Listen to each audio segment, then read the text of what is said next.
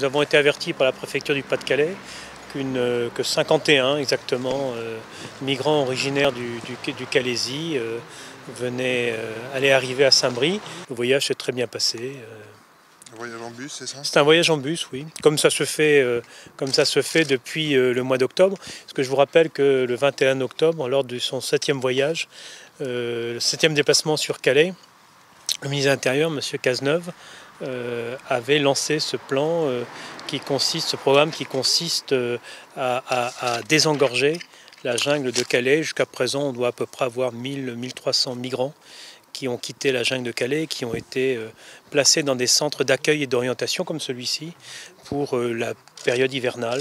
Bon, en l'occurrence, ici, ça durera un maximum de 3 mois, puisque le centre doit être rendu à la fin du mois de mars. D'abord, on met à l'abri ces migrants, comme du reste, on met à l'abri pendant la période hivernale les personnes défavorisées en France. Ensuite, on fait le point sur la situation administrative et les projets. Ceux qui veulent vouloir faire souche, on va faire un travail, comme notre opérateur Coalia le fait régulièrement, d'apprentissage du français, d'apprentissage, je dirais, des us et coutumes françaises pour qu'ils puissent s'insérer sans difficulté, quel que soit leur statut.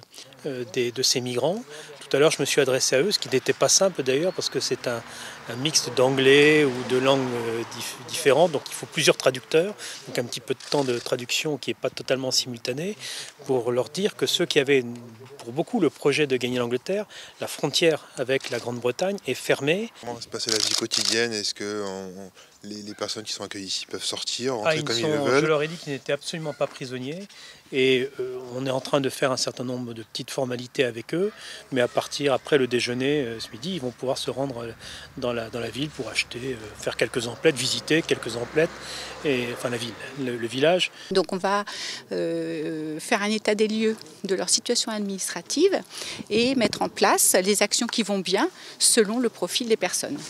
Soit un centre d'accueil pour demandeurs d'asile s'il s'avère qu'ils sont demandeurs d'asile, et soit un centre, soit directement de l'insertion s'ils sont déjà réfugiés.